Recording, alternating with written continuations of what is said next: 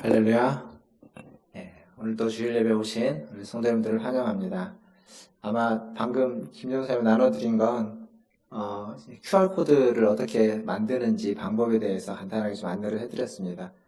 손으로 쓰시는 것도 계속 가능하고요. 손으로 쓰기도 하는데 QR코드로 이렇게 만들어 갖고 보여주시면 바로바로 또 체크가 가능해서 그 방법도 함께 공유하고 있습니다. 그래서 보시고 또 활용할 수 있는 대로 활용해 주시면 감사하겠습니다. 오늘도 하나님 앞에 예배드리고자 나왔습니다.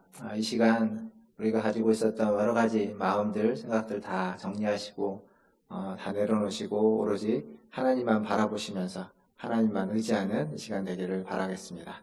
다 함께 일어나셔서 찬양하심으로 주일 일부 예배를 하나님께 드리겠습니다.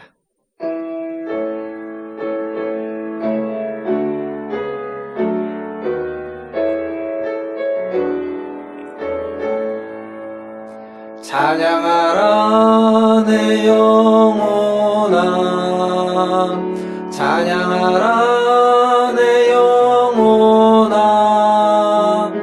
온 마음과 정성 다하여 주 찬양하라.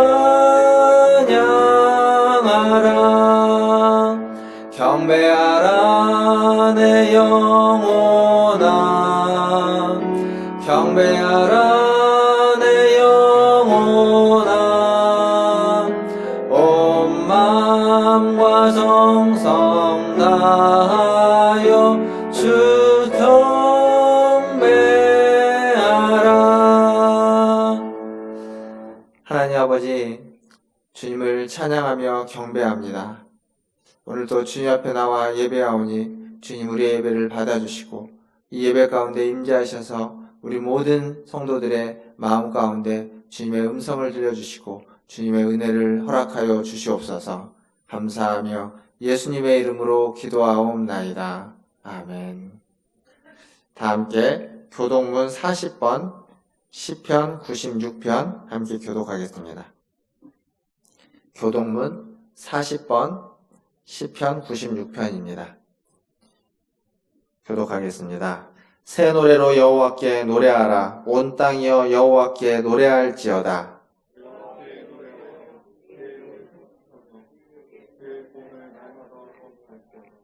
그의 영광을 백성들 가운데, 그의 기이한 행적을 만민 가운데 선포할지어다.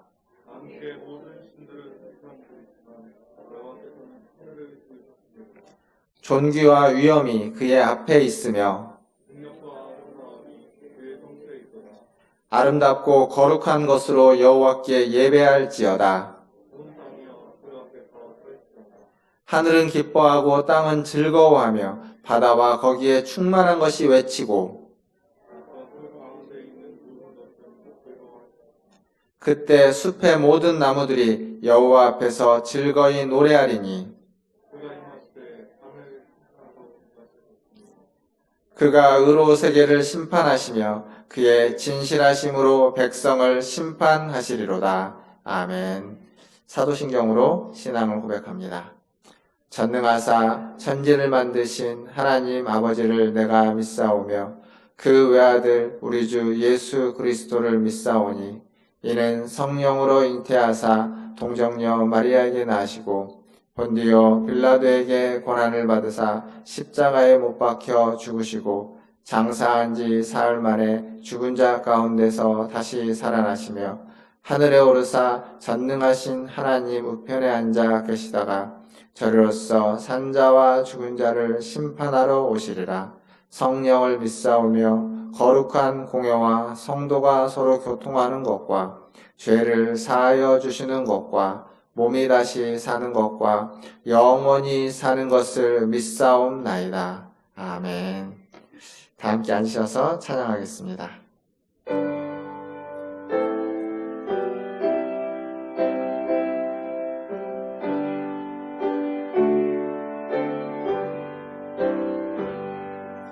내 주를 가까이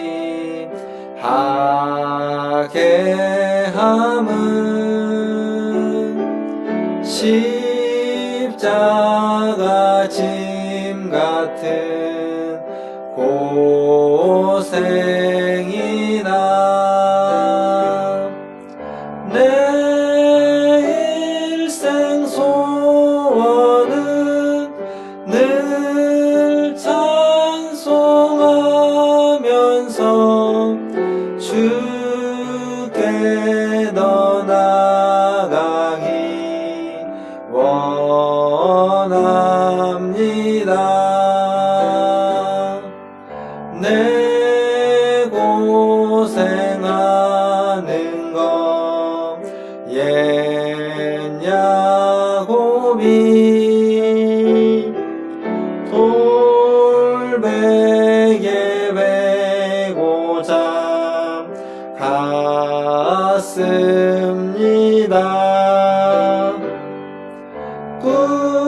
꿈에도 소원이 늘 찬송하면서 주께 더 나아가기 원합니다.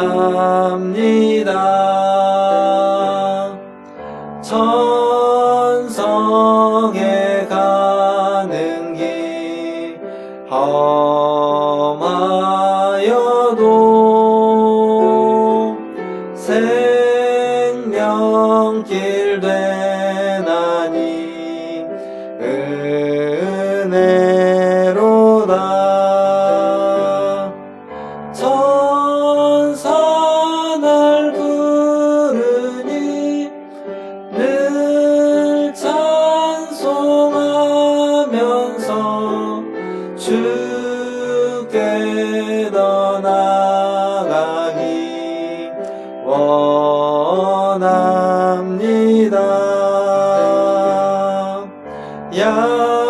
야곱이 잠 깨어 일어난 후 돌단을 쌓은 것 본받아서 숨칠 때 되도록 늘 찬송하면서 주께 더 나아가기 원합니다.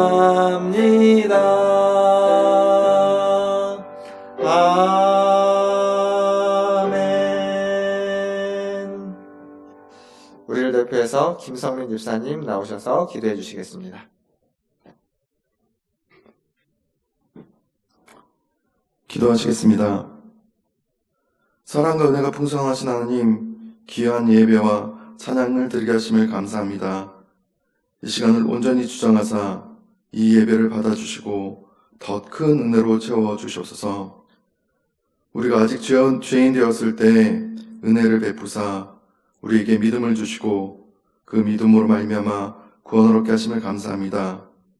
코로나로 인해 주님의 전이 온전히 채워지지 못하고 연약한 저희들이지만 신령과 진정으로 예배하는 심령들의 마음을 받으시고 풍성한 은혜를 베풀어 주시옵소서. 사랑의 주님, 저희들의 믿음 없음을 용서하여 주시옵소서. 이 시간 회개하는 심령 위에 은혜 베푸사 저희 안에 뿌려진 겨자씨만한 믿음이 그리스도의 장성한 믿음의 분량에 이르기까지 도와주시옵소서. 주의 이름을 부르는 자마다 바랄 수 없는 중에 믿었던 아브라함의 믿음을 본받아 전능하신 하나님을 의지하며 어떤 환경에서도 흔들리지 않도록 인도하여 주시옵소서. 흘러간 상반기에 코로나19의 창궐로 우리에게는 참으로 어려운 일들이 연속되었고 경제적 압박으로 궁핍하였지만 지난주 맥주감사주의를 맞아 온 마음과 정성을 다해 상반기 첫 열매를 하나님께 온전히 드리게 되심을 감사합니다. 후이 되어 누르고 흔들어 넘치도록 하여 안겨주시는 애가 저희 심령의 곳간을 풍성하게 더하여 주시옵소서. 인자하신 하나님, 코로나로 인해 온전한 예배와 정상적인 일상생활이 붕괴된 어려운 이 시기에 하나님을 믿는 우리 성도들이 소속 교회와 각자의 처소에서 기도하고 찬양하며 온 땅에 가득한 죄악의 쓴뿌리를 제거하고자 회개하오니 긍휼히 보시고 용서하여 주시옵소서. 회개의 영을 받아 부르짖어 기도하며 회개하는 심령에 나태하거나 태만함으로 하나님의 은혜를 받는 일에 때를 놓치지 않도록 인도하여 주시고, 이 어려운 때에 저희 믿음을 가진 자들이 넘어지지 않도록 붙들어 주시고 지혜와 명철을 더하여 주시옵소서. 코로나19가 더욱 확산되고 있음에 특별히 병마로 고통당한 분들을 위해 기도합니다.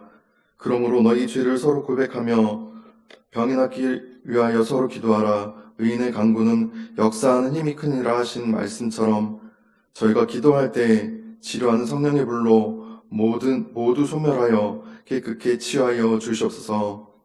주님의 몸된 교회로 세우신 문화천주의 교회를 위해 기도합니다.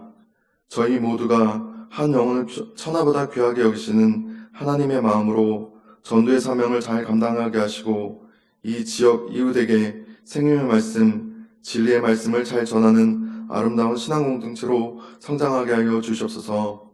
교회 안에 여러 가지로 수고하고 무거운 짐 진 자들이 있습니다. 몸이 아프거나 연약한 분들에게는 치유의 은혜로 육신의 강건함을 허락하여 주시고, 물질의 부족함으로 재정적인 어려움을 겪는 분들은 하나님의 부족함을 채우시는 은혜가 충만하게 하여 주시옵소서. 저희가 항상 기쁨과 소망 속에 살며 영원히 목마르지 아니한 생명수를 흡족히 마시게 하여 주시옵소서. 코로나로 인하여 경제적으로 무척 어려운 때에 살고 있지만 이러한 때일수록 더욱 힘써 믿음으로 슬기롭게 인내하며 승리하는 삶이기를 원합니다. 점점 생활이 어려워진다고 해서 마땅히 주님께 드리고 헌신하며 봉사하는 모습이 사라지지 않도록 인도하여 주시옵소서. 오늘 주일 예배 귀한 은혜의 시간에 하나님의 말씀을 전하시는 목사님을 위해 기도합니다. 하나님의 귀한 말씀이 선포될 때 우리의 삶과 현장이 살아나고 구별하여 나아갈 길을 찾는 생명의 말씀, 능력의 말씀이 증거되게 하여 주시옵소서. 말씀으로 증거하실 때 간절한 마음으로 받게 하시고 우리의 심령이 말씀으로 묶임을 받아 하나님께 온전히 쓰임받는 인생이 되게 하여 주시옵소서. 모든 말씀 찬양과 영광을 받으시게 합당하신 예수님의 이름으로 기도드립니다. 아멘.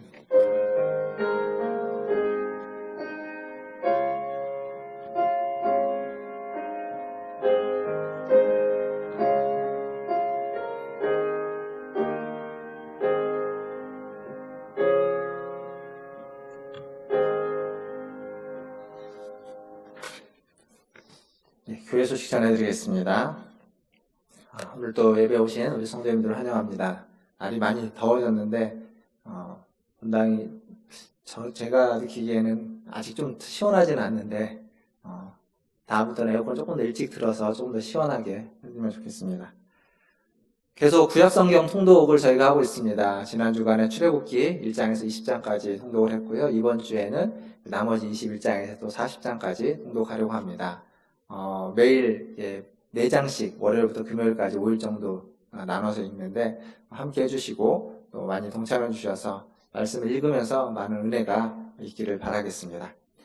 그리고 아마 제가 좀 전에 이제 예배 시작하면서 말씀드렸던 것처럼 나눠드린 이 QR코드 출석하는 방법은 기존에 제가 이제 손으로 수기로 썼는데 수기로 쓰는 것에 뭐 편한 것도 있고요. 근데 또 여러분들이 계속 써야 되니까 이제 좀 더 간편하게 그리고 좀 더 확실하게 이렇게 정보를 확인하기 위해서 QR코드를 이용하면 더 좋을 것 같습니다. 그래서 교역자들이 핸드폰으로 다 스캔을 할 수 있으니까요. 여러분들이 카카오톡 많이 쓰시니까 이건 이제 카카오톡으로 받는 방법을 안내해 드렸습니다. 그래서 오셔서 보여주시고 또 그렇게 출입 명부를 작성하는 데 있어서 함께 동참해 주시면 감사하겠습니다. 궁금한 게 있으시면 교육자들한테 물어보시면 될 것 같습니다. 더불어서 아마 뒤쪽에 보면 떡이 준비되어 있습니다. 예배 마치시고 돌아가실 때 하나씩 받아가시는데 이 양재원 전도사님이 이제 코로나랑 여러 가지 것들이 있으면서 여러분들이 우리 성도님들에게 좀 다 함께 격려하고 힘을 내자고 떡을 좀 준비해 주셨습니다. 그래서 맛있게 잘 하나씩 받으셔서 또 드시고 또 이번 한 주간도 더 힘을 내시면 좋을 것 같습니다. 네, 오늘 하나님 말씀 보겠습니다. 오늘 우리에게 주신 하나님 말씀은 요나서 1장 1절에서 3절까지 말씀입니다. 요나서 1장 1절에서 3절까지 말씀.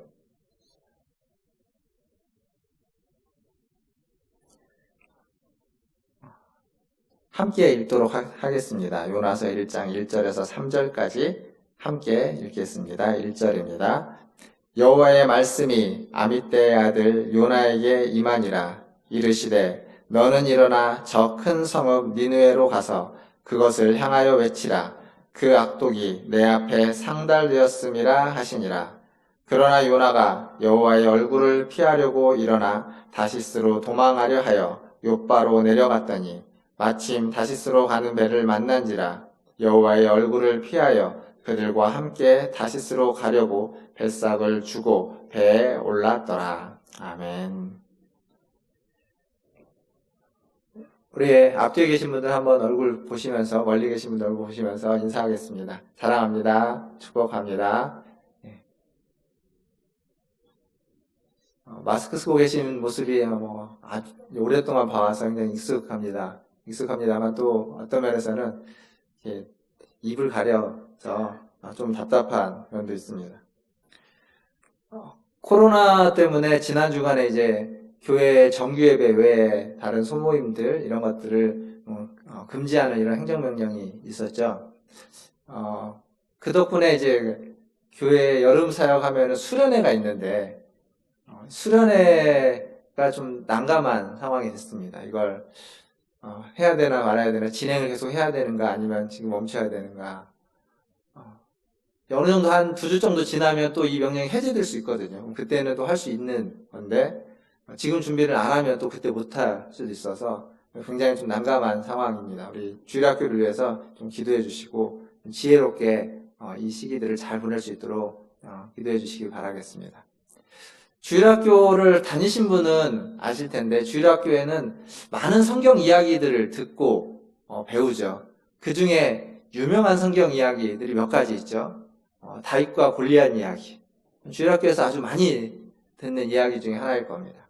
또 나아만 장군이 요단강에서 병을 낳은 이야기, 이런 것도 많이 듣겠죠. 노아의 홍수 이야기, 그리고 예수님의 탄생과 성탄과 그리고 십자가의 죽으심과 부활 이야기 또한 주일학교에서 많이 듣는 이야기일 겁니다. 그리고 또 하나가 있다면 오늘 우리가 이제 읽게 되는 요나서에 나오는 요나가 바다에 빠졌는데 물고기 뱃속에 들어갔다가 사흘 만에 다시 물 밑으로 나온 이야기. 아주 많이 들을 수 있는 이야기입니다. 그래서 이 요나서 이야기는 사실 요나서는 선지서인데 다른 선지서들하고는 굉장히 다르게 굉장히 친근감 있는 선지서입니다.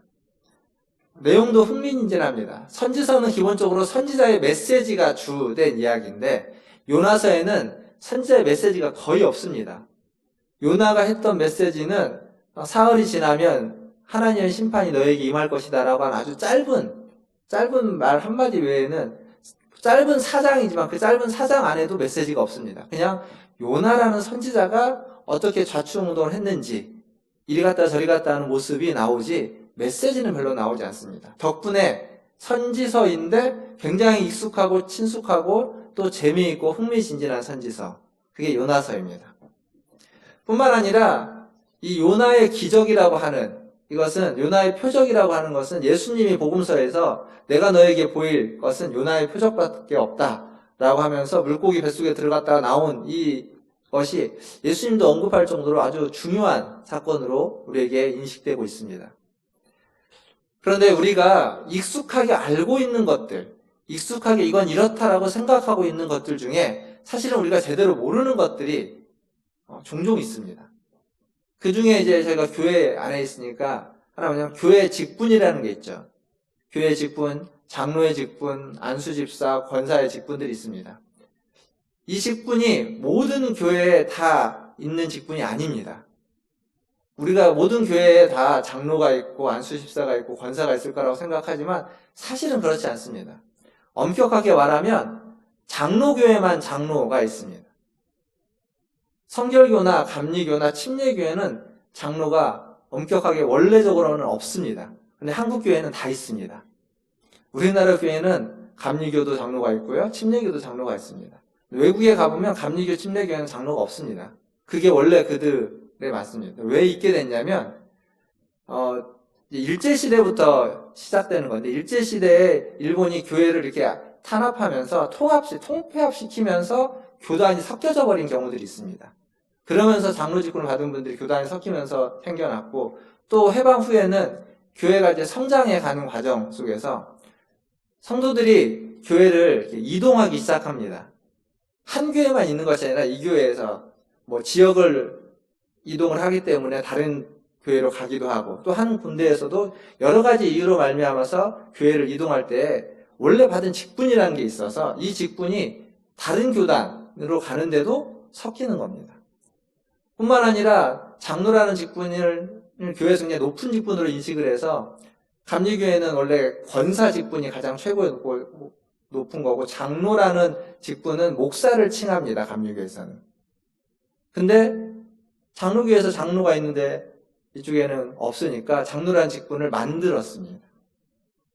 침례교는 장로라는 직분을 가지고 침례교로 오신 분들이 있어서 그분들을 집사라는 직분밖에 없었는데, 침례교는 어떻게 부르기가 애매하니까 호칭 장로라고 해가지고 장로로 불려주고 장로라는 직분을 만들었습니다. 그래서 지금 한국교회는 다 있습니다. 다 있다고 보면 됩니다.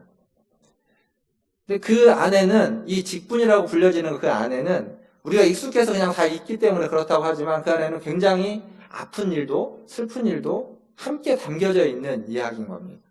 익숙해서 그냥 넘어가는 거지만 사실은 그 직분이 그렇게 불려지게 된 스토리를 좀 보면 한국교회의 슬픈 역사들이 고스란히 거기에 녹아져 있습니다. 우리가 오늘부터 이제 요나서 말씀을 보게 될 텐데, 요나서 말씀도 좀 그런 면이 있습니다. 요나가 하나님을 피해서 도망가다가 물고기 뱃속에 들어갔다가 거기에서 다시 나와서 부활하다시피 해서 나오죠. 니느웨에 가서 선교한 이야기로 우리가 요나의 이야기를 생각할 수 있지만, 이렇게 요나의 이야기를 보는 건 굉장히 요나서를 추상적이고 좀 단면적으로 보는 겁니다. 앞으로 한 몇 주 정도, 한 4주, 5주, 5, 6주 정도 보게 될 것 같은데, 요나서를 보면서 좀 요나서를 입체적으로 좀 보면 좋겠습니다. 입체적으로 본다는 얘기는 물론 이제 앞에서부터 하나씩 봐 나갈 겁니다. 봐 나가겠지만 요나서 전체의 내용을 왔다 갔다 하면서 생각해보고 전체가 무엇을 이야기하는지 보려고 합니다. 그래서 제가 이제 오래전에 봤던 책 중에 그런 책이 있습니다. 요나서에 대한 책인데, 거꾸로 읽는 요나서라는 책이 있습니다. 그 책은 실제로 요나서의 말씀을 이렇게 강의해 놓은 책인데, 요나서의 말씀을 4장부터 강의했습니다. 4장, 3장, 2장, 1장 거꾸로. 왜 그렇게 했냐면, 요나서를 정확하게 이해하기 위해서는 4장을 먼저 봐야 된다는 겁니다. 4장에 요나가 어떤 생각을 가지고 어떤 사람인지가 가장 잘 나타나 있기 때문에 4장을 먼저 봐야만 요나서 전체 내용을 통일되게 이해할 수 있다라고 해서 그 저자는 그렇게 적어놨습니다. 제가 이제 여러분들에게 아마 부탁드리고 싶은 건, 이 요나서 말씀을 저희가 보는 동안 4장이라는 짧은 성경이기도 하지만 이 4장을 매주 한 번씩 좀 읽고 오시면 좋을 것 같습니다. 토요일 날 저녁이라도 잠깐 읽고 오시고, 그리고 여러분들에게 이제 아마 말씀 묵상 그 카톡으로 보내드리는 카톡이나 교회 홈페이지에 그 말씀 묵상 게시판에 가시면 바이블 프로젝트라고 하는 프로젝트에서 그 요나서에 대한 개론적인 영상이 하나 있습니다. 한 15분 정도 되는 영상인데요. 애니메이션으로 된 영상이 있는데 그걸 올려놓고 보내드릴 겁니다. 이미 뭐 홈페이지에는 올려놨고요. 거기를 보시면 요나서 전체적인 스토리가 어떻게 되고 어떤 의미가 있는지를 아주 잘 얘기해주고 있습니다. 그것들을 좀 뭐 한 번 보지 마시고 여러 번 반복해서 한 주에 한 번 정도씩만 보시면 요나서를 입체적으로 이해하는데 굉장히 큰 도움이 될 거라고 생각합니다. 오늘은 이 요나서에 대한 서론과 그리고 3절까지의 내용을 좀 살펴보려고 합니다. 먼저는 요나가 어떤 사람인지를 좀 알려고 합니다. 성경에 선지자들이 많이 나옵니다. 그 중에 뭐 선지서, 이사야서, 예레미야서, 에스겔 이런 대선지자라고 하는 선지자들도 있지만 또 선지자들 중에 또 유명한 선지자는 엘리야와 엘리사 같은 어떤 능력을 바라고 있는, 능력을 나타내는 사건 사고들 속에서 있었던 선지자들이 있습니다. 그런데 이 엘리야와 엘리사는 성경에 보면 굉장히 많은 분량이 나오고 또 굉장히 큰 일을 했던 선지자이지만 그들이 기록한 선지서가 없습니다. 엘리야서, 엘리사서 이런 서가 존재하지 않습니다. 반면 소선지서라고 하는 많은 선지서들을 보면 엘리야나 엘리사와는 정반대의 경우, 특별하게 한 일은 없는데 몇 마디 한 것도 없는데 성경에 기록되어 있는 그런 선지자들이 있습니다. 그럼 요나는 어떤 사람일까요? 선지자로 불리는 이 요나는 엘리야와 엘리사 같은 사람일까요? 아니면 소선지서에 있으니까 소선지서 어쩌다가 한번 하나님의 부름을 받아서 하나님 앞에 쓰임받은 사람일까요? 사실 요나는 성경에 보면 열왕기 하에 등장합니다. 열왕기 하에 등장합니다. 오늘 우리가 보게 되는 이 말씀과 함께 꼭 봐야 되는 말씀은 열왕기 하 14장 25절에 요나에 대한 이야기가 나옵니다. 제가 읽어드리면 이스라엘 하나님 여호와께서 그의 종 가드헤멜 아미떼의 아들 선지자 요나를 통하여 하신 말씀과 같이 여로보암이 이스라엘 영토를 회복하되 하맛 어귀에서부터 아라바 바다까지 하였으니 라고 나옵니다.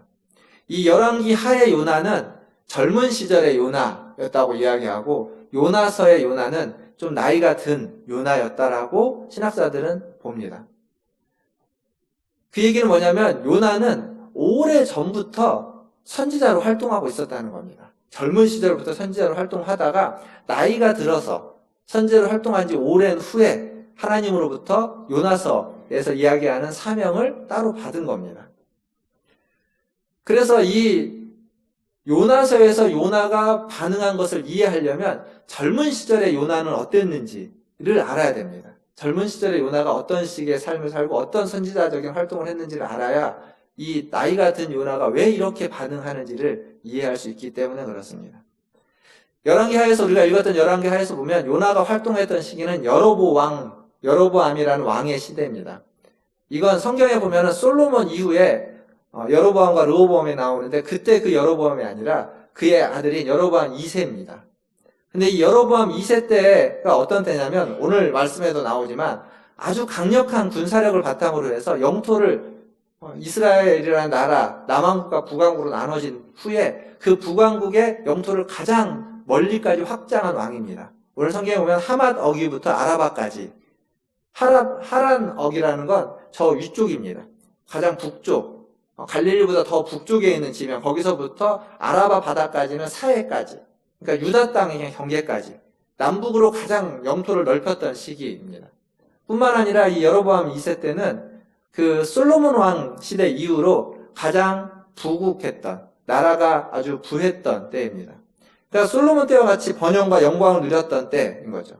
근데 이 일이 오늘 방금 저희가 읽었던 14장 25절을 보면 한번 화면에 다시 한번 넣어보시면 이스라엘의 하나님 여호와께서 그의 종 하드헤멜 아미떼의 아들 선지자 요나를 통하여 하신 말씀과 같이라고 되어 있습니다. 말씀과 같이 여로보암이 이스라엘의 영토를 회복했다. 그러니까 이스라엘이 여로보암의 시대에 영토를 회복한 건 누구의 선지자 누가 하신 말씀처럼 된 거냐면 요나 선지자의 말씀입니다. 그러니까 요나가 예언했던 대로 된 겁니다. 그러니까 그 시대에 요나는 무엇을 예언했냐면 이스라엘이 영토를 확장할 것이다. 이스라엘이 강해질 것이다. 이스라엘이 번영할 것이다.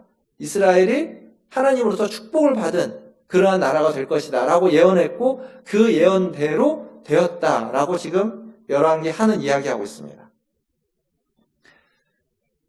즉 젊은 시절의 요나는 어떤 선지자였냐면 번영과 축복을 성공을 이야기하는 선지자였습니다. 번영의 선지자, 축복의 선지자, 긍정의 선지자라고 얘기할 수 있습니다. 이스라엘 사람들에게 소망을 주는 거죠. 희망을 주는 겁니다.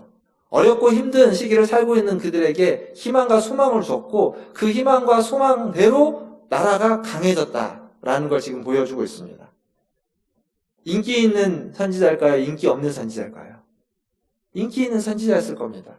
사람들이 가장 좋아하는 선지자, 사람들에게 많은 추앙을 받고 있는 선지자였을 겁니다. 근데 그 당대에 요나 선지자만 있었냐? 그러진 않습니다. 그 같은 시대에 우리가 잘 알고 있는 또 유명한 선지자가 2명 있었습니다. 대표적으로. 누구냐면 호세아와 아모스 선지자입니다. 이 호세아와 아모스 선지자는 이 요나와는 정반대의 이야기를 합니다. 호세아와 아모스 선지자는 대표적인 선지자들 중에 회개와 심판을 이야기했던 대표적인 선지자들입니다. 왜 그러냐면 이들은 이스라엘이 타락했다는 겁니다. 이스라엘이 타락해서 하나님 앞에 범죄했기 때문에 하나님 앞에 회개하지 않으면 심판이 임할 것이다 라는 것을 예언했던 선지자가 호세아와 아모스입니다. 그러니까 요나 선지자와 요나와 호세아와 아모스는 정반대의 이야기를 동시대에 같이 하고 있었던 거죠. 요나는 인기가 있었겠지만 호세아와 아모스는 그렇게 인기가 없었을 겁니다. 사람들이 그걸 좋아할 일이 없으니까. 근데 그 당대는 여로보암 2세라고 했습니다. 여로보암 2세. 여로보암 왕. 그럼 이 왕은 어떤 왕이냐? 성경에 보면 그는 악한 왕으로 나옵니다. 악한 왕. 하나님을 따르지 않고 자기의 뜻대로 하고 있는 악한 왕입니다. 왕이 악할 때 그 나라는 성경은 지속적으로 뭐라고 하냐면 부패했고 하나님을 떠났다라고 이야기합니다. 그렇다면 누구의 예언이 더 하나님의 뜻에 맞을까요? 요나보다는 호세아와 아모스였을 겁니다. 그때 성공과 번영을 이야기했던 요나. 좀 뭔가 요나의 예언이 뭔가 우리가 이렇게 석연치 않은 면이 있습니다. 그런데 또 하나 우리가 주목해야 될 건 뭐냐면 그 시대에 이스라엘이 성공하고 번영하고 강대국이 되려면 이 아수르라는 나라, 북쪽에 있는 이 아수르라는 나라가 이제 좀 약해져야 됩니다. 그게 아주 강한 나라였는데 그 나라가 약해지지 않으면 이집트라고 하는 애굽이라고 하는 강대국과 아수르라고 하는 강대국 사이에 끼어 있는 약소국인 이스라엘은 이쪽이 다 강해지면 여기는 약해질 수밖에 없습니다. 그러니까 아수르가 약해질 때 북쪽으로 확장할 수 있는 여지가 있는 거죠. 그러니까 아수르가 약해지는 것이 어쩌면 그들에게는 그 나라에는 축복이었던 겁니다. 강대국이 흔들려야 그 사이에서 약소국이 좀 기지개를 펴고 영토를 확장하고 힘을 얻기 때문에 이게 이제 국제정치입니다. 옛날에만 그런 것이 아니라 지금도 마찬가지죠. 여튼 이스라엘은 그렇게 해서 확장했습니다. 강해졌습니다. 그 얘기는 아수르가 약해진 거죠. 아수르 안에 내전이 있었고 그리고 전국적으로 연병이라고 하는 전염병이 돌았다는 기록이 있는데 아마 그 시대였을 거라고 학자들은 이야기합니다. 그렇게 약해졌기 때문에 이스라엘이 확장을 했습니다. 그리고 더 확장하기 위해서는 아수르가 더 흔들려야만 하는 겁니다. 사실 아수르가 흔들리고 아수르 제국이 망하는 건 모두에게 좋은 일이었습니다. 왜냐하면 아수르 제국은 역사에 보면 아시리아라고 하는 이 아수르는 고대 사회에서 고대 역사에서 나라들 중에 가장 악한 나라로 나옵니다. 가장 무자비한 나라.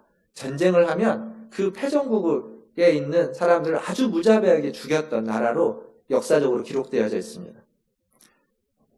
그러니까 적들을 고문하고 절단하고 죽이는 것은 다반사고 그것을 이제 돌에다가 새기기도 하고 아주 리얼하게 새겨놓고 그것뿐만 아니라 전쟁의 포로인 사람들 혹은 이제 승전국이 돼서 이긴 다음에 그 도시에 들어가면 희생자들 있지 않습니까? 죽은 사람들의 가족들로 하여금 그 자기의 가족의 죽은 그 시체의 목을 이렇게 들고 거리를 돌게 합니다.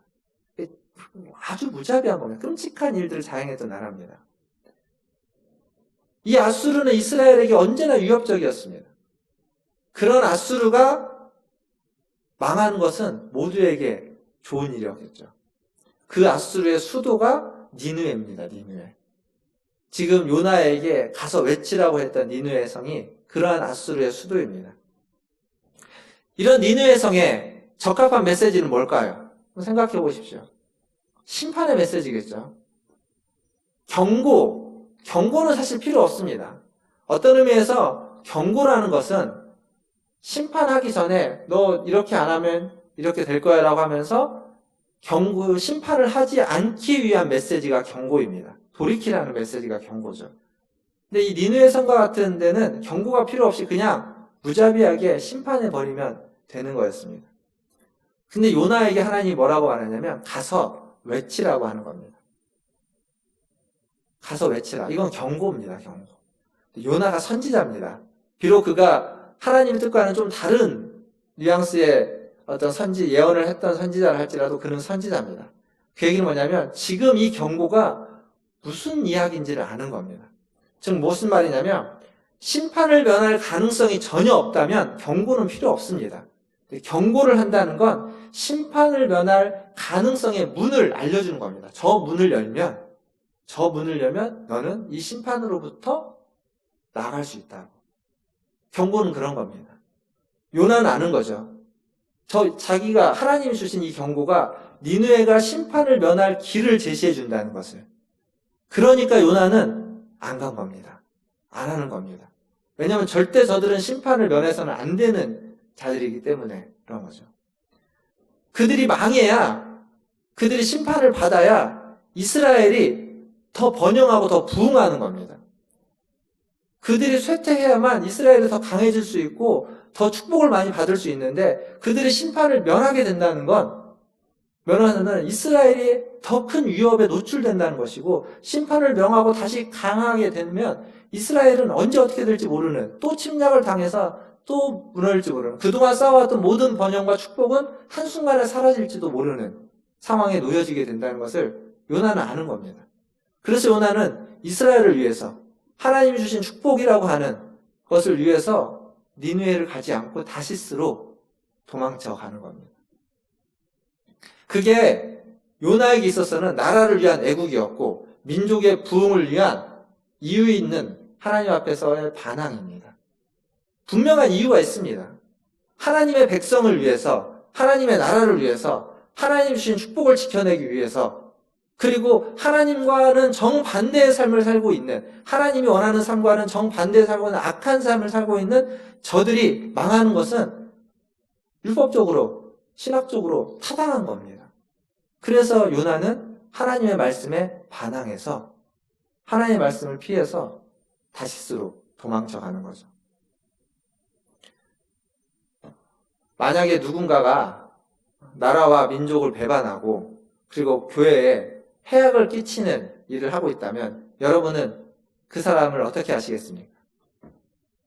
아마도 그런 사람을 멀리하거나 그런 사람을 내쫓거나 그런 사람들과는 상종하지 말아야만 할 겁니다. 그런데 지금 하나님이 요나에게 그것을 요구하고 있습니다. 그리고 하나님이 만약 여러분에게 그것을 요구한다면 여러분은 어떻게 하시겠습니까? 이게 요나가 니느웨로 가지 않고 정반대인 다시스로 가는 이유입니다. 니느웨는 동쪽에 있고 다시스는 서쪽에 있습니다. 그러니까 지금 요나가 있는 데에서 정반대 방향으로 가는 거죠. 그것이 요나는 이스라엘을 위한 것이었고 하나님의 백성을 위한 것이었습니다. 이 요나의 판단입니다. 큰 도시로 보냄을 받았지만 요나는 해변가에 있는 바닷가에 있는 작은 마을로 도망쳐 가는 겁니다. 이건 그냥 이러한 정세적으로만이 아니라 아주 신학적으로도 타당합니다. 사실 니느웨에 대한 예언은 요나만 한 게 아닙니다. 성경에 보면 니느웨 성에 대한 심판의 예언을 한 선지자가 또 있습니다. 누가 있냐면 나훔이라는 소선지자의 나훔 선지자가 니느웨 성에 대한 예언을 했습니다. 아수르 제국에 대해서 그들이 심판받을 거다. 그런 정죄에 대한 예언을 했습니다. 만약에 요나가 하나님의 말씀에 순종해서 니느웨 성에 갔고 우리가 알고 있는 것처럼 요나서 뒤에 있는 것처럼 니느웨 성이 회개하고 돌이켰다면 그렇다면 무슨 일이 발생하는지 아십니까? 나훔 선지자의 예언은 거짓이 되는 겁니다. 나훔이 거짓 선지자가 되는 겁니다. 그러니까 이게 딜레마입니다. 요나가 보기에 지금 나훔이라는 선지자가 거짓 선지자가 될 수 있는 이 아이러니의 상황을 수용할 수 없는 겁니다. 하나님이 회개의 문을 가르쳐주고 그들은 하나님을 믿지 않기 때문에 그럴 일은 없을 거라고 생각은 하지만 그래도 혹시라도 그럴지도 모르기 때문에 아예 그것을 원천봉쇄하는 겁니다. 아예 가지 않는 거죠. 사실 이렇게 하나의 일인데 그 안에 우리가 이해할 수 없는 어떤 의미나 뜻이 있는 경우는 우리가 일상을 살아가면서 여러 번 나옵니다.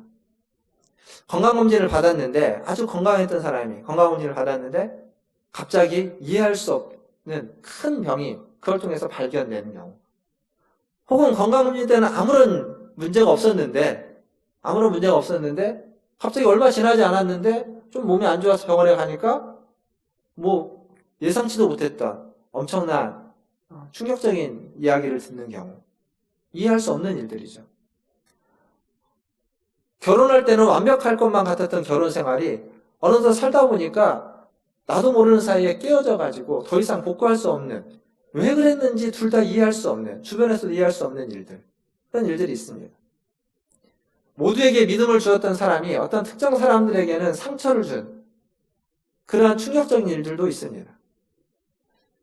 아마 그러한 일들을 여러분이, 혹은 여러분의 가족이, 여러분의 가까운 사람이 경험하고 있다면 그런 질문이 들 겁니다. 하나님 정말 살아계실까? 하나님이 계신다면 어떻게 이런 일이 있을 수 있을까? 이해가 안 되거든요. 우리가 이해할 수 없는 겁니다. 혼란스럽습니다. 그런 상황에 직면하면 우리는 무엇인가 결정을 하게 됩니다. 뭘 결정하게 되냐면 무엇이 최선이고 어떤 식으로 가야 될지를 결정을 하게 되는데, 이렇게밖에 결정할 수가 없습니다. 합당한 이유가 눈에 보이지 않으면 그 이유가 없다고 생각하고 결정하는 겁니다. 즉 다른 말로 바꾸면 하나님이 안 계시다라고 결정할 수밖에 없는, 선택할 수밖에 없는 상황에 직면하게 되는 겁니다. 하나님의 선하심이 보여지지 않습니다. 하나님이 함께 하신다고 느껴지지 않습니다. 보여지고 느껴지지 않으면 하나님이 없다고, 하나님이 계시더라도 우리를 사랑하지 않거나 선하지 않다고, 나와는 상관없는 분이다 라고 마음속으로 결정할 수밖에 없습니다. 물론 그럼에도 교회를 떠나지는 않을 겁니다. 왜냐하면 혹시나 하는 마음과 어떤 보험을 가입하는 마음으로 여전히 교회 안에 있겠지만, 마음속 안에는 하나님에 대한 신뢰라는 게 아주 옅어지거나 무너져 버리게 되겠죠. 하나님을 신뢰하지 못하는 사람, 하나님을 믿지 못하는 사람이 선택할 수 있는 건 딱 두 가지입니다. 하나는 하나님이 아닌 하나님이 얘기하시는 어떤 법에 따라서 살아가는 겁니다. 하나님을 따라가지 않고 법이라고 하는 눈에 보이고 확실한 규범을 따라서 살아가는 겁니다. 아니면 하나님도 법도 다 싫고 하나님을 떠나서 살아가는 겁니다. 이 두 가지 선택을 가장 잘 보여주는 성경의 이야기가 있습니다. 그건 누가복음 15장에 나오는 우리가 소위 말하는 탕자 이야기, 탕자의 비유라고 하는 얘기가 이 두 가지를 잘 보여줍니다. 탕자의 비유지만 그 비유는 엄격하게 이야기하면 아들을 기다리는 아버지의 비유다라는 게 훨씬 더 정확한 설명일 겁니다. 둘째 아들을 생각해 보십시오. 둘째 아들은 아버지 밑에 있는 게 싫습니다. 아버지가 가지고 있는 가치관도 싫습니다. 아버지 뜻대로 살고 싶지 않습니다. 아버지가 이야기하는 모든 것들을 다 뒤로 하고 그냥 돈만 받아서 아버지를 떠나서 아버지가 원하지 않는 땅에 원하지 않는 삶을 살아가는 겁니다. 아버지의 뜻과 선하심, 신실하심이 그에게는 느껴지지 않고 보여지지 않았고 그것을 믿을 수 없고 신뢰할 수 없었기 때문에 그런 겁니다. 첫째 아들은 그렇진 않았죠. 첫째 아들은 아버지와 함께 있으면서 떠나지 않고 아버지에게 순종했습니다. 그런데 첫째 아들도 아버지의 선택을 신뢰하거나 존중하지 않았습니다. 그 아버지의 선택에 큰 은혜가, 큰 의미가 있을 거라고 믿지 않았습니다. 둘째 아들이 돌아왔을 때 그를 품어주는 그 선택을 보면서 첫째 아들도 이해할 수 없었던 거죠. 아버지가 왜 저럴까라고 하면서 아버지를 신뢰하지 않고 믿지 않고 자기가 그동안 한 게 다 무가치한 것처럼 느껴지니까 그걸 받아들일 수 없었던 겁니다. 자기의 순종이 얼마나 자기가 노력을 많이 했는데 이 노력이 아무것도 아니라는 생각이 드니까 아버지를 전적으로 믿고 따를 수 없게 된 겁니다. 결국 첫째 아들은 순종함으로 둘째 아들은 불순종함으로 둘 다 아버지를 신뢰하지 못하고 믿지 못하는 선택을 해버렸습니다. 이게 누가복음 15장에 나오는 이야기들입니다. 그러니까 하나님 아버지가 우리를 위해서 가장 좋은 일을 하고 계시고 우리를 향해서 열심히 일하고 계시고 우리에게 신실한 분이라는 것을 첫째 아들도 둘째 아들도 다 온전히 신뢰하지 못했던 겁니다. 요나서는 이걸 아주 잘 보여줍니다. 요나서의 전반부는 둘째 아들과 같습니다. 1장, 2장은 둘째 아들과 같습니다. 1장은 특별히 둘째 아들에 모습이고 2장은 그 둘째 아들이 회개하고 돌아오는 모습처럼 이야기할 수 있습니다. 그리고 3장과 4장은 첫째 아들입니다. 돌아와서 아버지의 뜻대로 니느웨 성에 가서 선포하는 겁니다. 순종하는 거죠. 근데 그 결과로 주어지는 것을 받아들이지 못하는 겁니다. 첫째 아들이 둘째 아들이 돌아와서 아버지가 둘째 아들을 받아들이는 것을 용납할 수 없었던 것처럼 하나님이 니느웨 성을 멸망시키지 않고 그대로 놔두는 것을 요나는 용납할 수가 없었습니다. 하나님을 온전히 신뢰하지 못하는 거죠. 요나서는 누가복음 15장에 있는 이 비유와 정확하게 일치하는 겁니다. 아버지의 자비와 긍휼, 죄인들을 향한 자비와 긍휼을 그리고 그걸 베푸시는 하나님을 요나는 용납할 수 없었던 겁니다. 첫째 아들이 둘째 아들을 다시 품어주는 아버지를 보면서 발끈했던 것처럼, 화를 내는 것처럼 요나도 똑같이 니느웨 성에 있는 그 수많은 사람들에게 자비와 긍휼을 베푸시는 그 하나님을 용납할 수 없었던 겁니다. 그래서 하나님 앞에서 그는 항변하고 있는 겁니다. 항의하고 있는 겁니다. 이건 요나만의 문제가 아닙니다. 이건 우리들 모두의 문제입니다. 우리도 언제나 둘째 아들과 같을 수도 있지만 첫째 아들처럼 순종하는 것처럼 있지만 궁극적으로 하나님이 진짜 자비와 긍휼을 베풀려고 할 때 그때 발끈할 수 있는 겁니다. 왜 저들에게 자비와 긍휼을 베푸시는지. 사실 하나님은 늘 새로운 방식으로 하나님의 백성들을 사랑하고 하나님의 백성 아닌 사람들을 하나님의 백성으로 끌어안으십니다. 늘 새로운 방식으로 하십니다. 초대교회 하셨던 방식, 중세교회 하셨던 방식, 그리고 현대교회 하나님이 하시는 방식은 다릅니다. 그러나 모든 방식은 다 하나님의 백성들과 하나님의 백성 아닌 자들에게 하나님의 은혜를 베풀기 위한 하나님의 방식이었습니다. 하나님의 선택이었습니다. 늘 새롭게 하십니다. 하나님의 자비를 알지 못하는 자들, 그리고 하나님의 자비를 받을 자격이 없는 자들을 하나님은 그렇게 다양한 방식을 통해서 끌어안으시고 용납하시고 사랑해 주시는 겁니다. 그런데 우리는 하나님을 믿고 따르고 있는 우리는 첫째 아들처럼 하나님께 순종하고 있는 우리는 그 옛날의 그 방식에 갇혀서 옛날에 하나님 하셨던 그 일에 그 사고에 갇혀서 지금 하나님이 새롭게 하시는 방식을 받아들이지 못하고 받아들이지 못할 뿐만 아니라 하나님이 끌어안으시는 사람들을 내치고 있는 것은 아닌지 생각해 봐야 됩니다.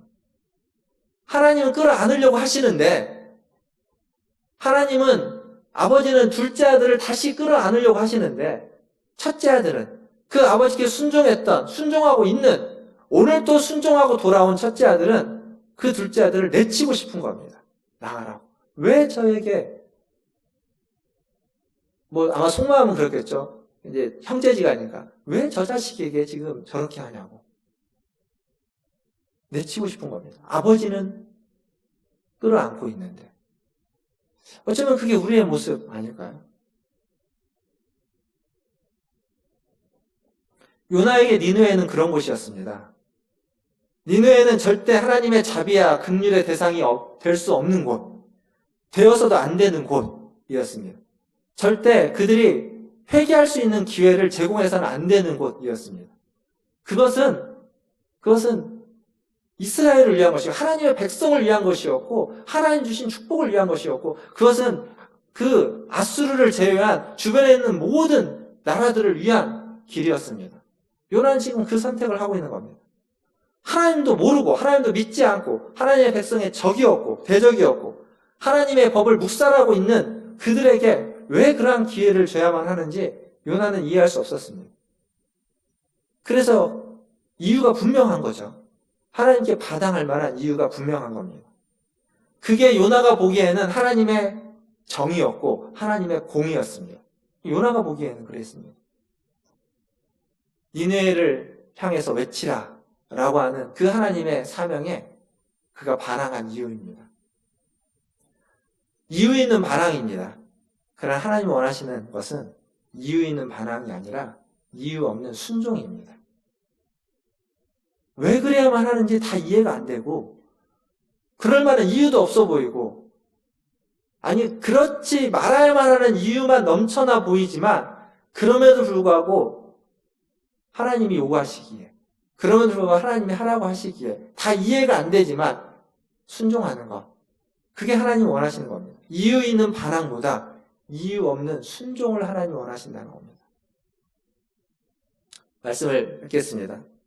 오늘 본문 3절에 보면 여러 번 반복되는 표현이 나옵니다. 다시 쓰라는 말이 반복되기도 하지만 또 하나 2번 반복되는 표현이 여호와의 얼굴을 피하여, 여호와의 낯을 피하여, 얼굴을 피하여라는 말이 2번 반복됩니다. 지금 요나는 하나님 주신 사명을 내팽개치고 도망가고 있습니다. 그런데 3절은 뭐라고 말하냐면 그냥 사명만 내팽개치고 도망가는 것이 아니라 하나님을 피하여 달아나고 있다고 이야기하는 겁니다. 하나님으로부터 도망치고 있는 겁니다. 이거 참 어리석은 일 아니겠습니까? 사명만 거부한 것이 아니라 하나님을 거부하고 있습니다. 하나님으로부터 멀어지는 겁니다. 이스라엘을 위해서, 하나님의 백성을 위해서, 하나님의 법을 위해서 하나님을 내버리고 있습니다. 그건 모순입니다. 그건 아이러니입니다. 이것처럼 바보가 없습니다. 하나님의 법을 버리고 하나님의 백성을 위하지 못하더라도 하나님을 붙잡고 있을 때 그 모든 것이 다 회복될 수 있는데 요나는 반대로 하나님의 백성을 위하기 때문에 하나님의 나라를 위해서 하나님의 법을 지켜야 되니까 하나님을 버리고 있습니다. 누가복음 15장과 요나서를 함께 보십시오. 꼭 기억하십시오. 둘째 아들은 하나님으로부터 달아났습니다. 근데 아무리 달아나도 안 됩니다. 아니, 첫째 아들처럼 하나님 옆에서 있었지만 하나님 옆에서 분노하고 자기를 강팍해 하고 아무리 그렇게 해도 그 아버지는 항상 그 아들들보다 그 앞에 나와 있습니다. 한 발짝 앞서서 그들을 향해서 두 손을 벌리면서 가슴을 열고 품으로 오라고 하고 있는 겁니다. 그게 우리 하나님이십니다. 그래서 여러분들에게 이렇게 말씀드리고 싶습니다. 여러분 자신을 위해서 너무 걱정하지 마십시오. 또 다른 사람, 남들이 잘못될까 봐도 너무 걱정하지 마십시오. 우리가 살고 있는 이 세상에서 어떤 사상이, 어떤 법안이 하나님의 교회를 무너뜨릴까 봐 너무 걱정하지 마십시오. 하나님은 그 모든 것보다 더 크신 분이십니다. 어떤 사상도, 어떤 법안도, 어떤 사람도, 어떤 사건도 하나님을 능가할 수 없습니다. 하나님은 그 모든 것보다 더 크신 분이시고 그분이 우리보다 한 발짝 앞서서 우리 앞에서 우리를 끄시고 우리를 인도하시고 우리를 안으시고 우리를 기다리고 있습니다. 그것을 믿고 이 코로나19 시대를 살아가는 저와 여러분 되시기를 주님의 이름으로 축원합니다. 기도하겠습니다. 기도하실 때 함께 말씀을 생각하면서 기도하겠습니다. 걱정과 염려가 있을 겁니다. 나 자신을 보면서도, 세상을 보면서도, 그리고 어떤 우리 가족들 또 다른 사람들 보면서도 걱정과 염려가 있을 수 있습니다. 그러나 그 모든 것들을 다 내려놓으시고 우리가 믿고 있는 하나님은 그것들보다 작지 않습니다. 그것들보다 커도 너무 크신 분입니다. 그 하나님 앞에 모든 걸 맡기십시오. 코로나19가 무서워 보이고 두려워 보이고 세상을 집어삼키는 것 같지만 하나님은 그것보다 크신 분이십니다. 그래서 이 가운데서도 우리의 마음에 평안을 주실 수 있는 분이라는 걸 기억하시고 그 하나님 앞에 기도하시길 바라겠습니다. 더불어서 이 코로나19가 많은 사람들 위협하고 있는 것 또한 사실입니다. 그것을 이겨낼 수 있도록 치료제와 백신이 개발될 수 있도록 코로나19의 종식을 위해서도 또 함께 1, 2분 정도 기도하는 시간을 갖겠습니다. 다 함께 기도하겠습니다. 하나님, 이 시간 하나님 앞에 나와 하나님을 예배할 수 있는 은혜를 허락하여 주시니 주님 감사합니다. 하나님, 이제 요나서를 통하여서 하나님 요나의 모습을 통하여서 요나의 선택을 통하여서 아버지 하나님 원하시는 것이 무엇인지를 보게 됩니다. 주님, 우리의 마음 가운데 하나님 우리의 선택 가운데 우리의 삶 가운데 하나님 주시는 선택과 기쁨과 하나님의 뜻대로 생각할 수 있는 우리들에게 도와주시옵소서. 어리석게도 하나님 요나는 하나님의 백성을 위하고 하나님의 그 나라를 위한다고 해서 하나님을 버리고 하나님을 피하여 도망치고 말았습니다. 주여 불쌍히 여겨주십시오. 주여 긍휼히 여겨주시옵소서. 하나님을 피하지 않고 하나님께로 가서 하나님 앞에 토하고 하나님 앞에 합변하고 하나님 앞에 항의하며 때를 쓰고 하나님을 그렇게 믿음으로 살아가는 하나님 우리 모든 성도들에게 도와주시옵소서.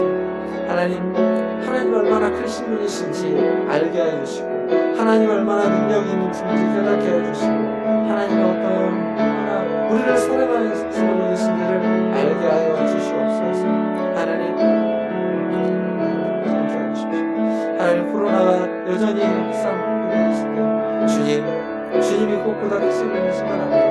그럼에도 불구하고 그것을 듣기 위해서 수많은 사람들의 마음과 뜻과 속성과 노력이 또한 필요한 것입니다. 주님 도와주시고 사람들의 마음을 사람들의 수고에 아버지 하나님 은혜를 더하셔서 열매가 맺어지게 하여 주시고 아버지 하나님 당신에게 하여 주시고 풍성될 수 있도록 주님 도와주시옵소서. 하나님 오늘도 주님 앞에 나와 예배를 드리며 주님을 바라봅니다. 하나님이 우리가 가지고 있고 우리가 경험하고 있고 우리가 힘들어하고 있는 그 모든 사건과 사고와 문제들과 하나님 염려와 근심보다 작지 않은 분임을 잊지 않게 하여 주시옵소서. 하나님이 훨씬 크신 분이심을 하나님 믿게 하여 주시옵소서. 그래서 모든 걱정, 염려, 두려움을 물리치고 그 하나님을 의지하면서 하나님이 타락한 세상 가운데서 아니 그 타락 속에서 하나님 고고하게 주님을 믿고 따라가며 주님과 동행하며 살아갈 수 있는 그러한 신실한 하나님 백성들 되게 하여 주시옵소서. 하나님이 품어 안고 하나님이 끌어안는 사람이라면 하나님 그러한 사건이라면 하나님 내가 원치 않고 내 생각에 그것이 바르지 않아 보여도 하나님이 그러하다면 우리도 끌어안고 품을 수 있는 그렇게 하나님을 따라가는 우리 모든 성도들 되게 하여 주시옵소서. 여전히 코로나19로 힘들어하는 세상입니다. 우리나라도 아버지 하나님 전 세계도 동일합니다. 치료제와 백신이 필요합니다. 그 사람들의 수고와 노력과 하나님 그 땀방울이 열매 맺어야만 합니다. 주님 도와주시옵소서. 코로나19가 종식될 때까지 아니 그 이후에 또 다른 도전으로 우리에게 찾아오는 수많은 문제들이 있겠으나 그 모든 문제들보다 크신 하나님이 계시기에 그 하나님 의지하며 하나님 이겨내고 견뎌내고 극복해내며 살아갈 수 있는 하나님 우리 모든 하나님의 자녀들 되게 하여 주시옵소서. 감사하며 예수님의 이름으로 기도하옵나이다. 아멘. 시간 440장 찬양하시면서 준비하신 예물 하나님께 드리겠습니다.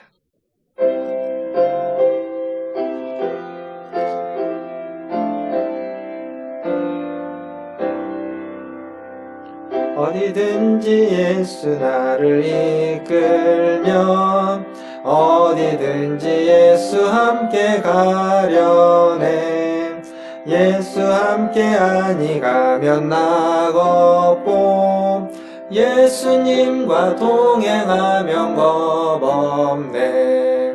어디를 가든지 겁낼 것 없네. 어디든지 예수 함께 가려네.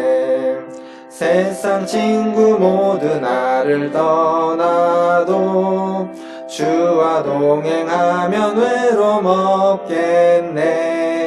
가는 길이 위태하고 험해도 어디든지 예수 함께 가려네. 어디를 가든지 겁낼 것 없네. 어디든지 예수 함께 가려네. 어두운 그늘 나를 애워쌀 때에 주가 함께 계신 믿고 자려네. 죽은 후에 천국에서 깨어나 예수 함께 길이 살리라. 어디를 가든지 겁낼 것 없네. 어디든지 예수 함께 가려네. 아멘. 기도하기 전에 우리 주보에 보시면 그 한 장 안쪽에 문화촌 톡이 있는데 보시면 요나서 퀴즈라고 있습니다. 문제가 2개 있는데요. 두 문제의 답을 그 교회 홈페이지에 가보시면 문화촌 톡 게시판에 이 문제가 이렇게 올라와 있습니다. 거기에다가 댓글로 답을 남겨주시면 나중에 남겨주신 분들 이렇게 저희가 교육자들하고 추첨해가지고 조그만한 선물이라도 하나 드리겠습니다. 보시고 남겨주시고 혹시 교회 홈페이지에 글을 쓰려면 로그인을 해야 됩니다. 그래서 회원가입해야 되는데 간단하긴 합니다. 간단하긴 한데 만약에 그게 좀 번거로우시면 카톡을 통해서 답을 알려주십시오. 알려주시면 그분들도 함께 해서 저희가 무작위로 추첨을 하도록 하겠습니다. 그래서 간단한 작은 선물 너무 큰 걸 기대하지 마시고요. 아주 작은 거 이렇게 하나씩 나누도록 하겠습니다. 기도하겠습니다. 하나님 감사합니다. 오늘도 하나님이 주신 은혜를 사모하여 하나님을 만나고자 주의 전에 나왔습니다. 주님, 오늘도 이 말씀을 통하여 또 우리의 찬양을 통하여 우리의 기도를 통하여 우리를 만나주시고 하나님, 우리에게 다시 한번 은혜와 새 생명과 아버지 하나님 하나님 뜻대로 살고자 하는 그러한 마음을 허락하여 주시니 감사합니다. 또 이 감사함으로 하나님 주신 물질 중 일부를 구별하여 주님 앞에 가지고 나와 예물로 드렸습니다.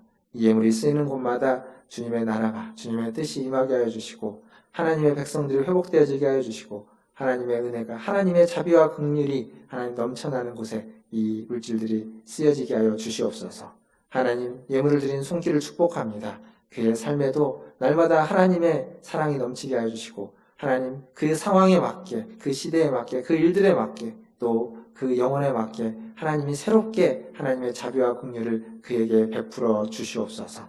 모든 것을 주의 손에 의탁하며 지금은 우리를 죄에서 구원하여 주신 우리 구주 예수 그리스도의 은혜와 하나님 우리 아버지의 크신 사랑하심과 성령 하나님의 위로교통 충만케 하심이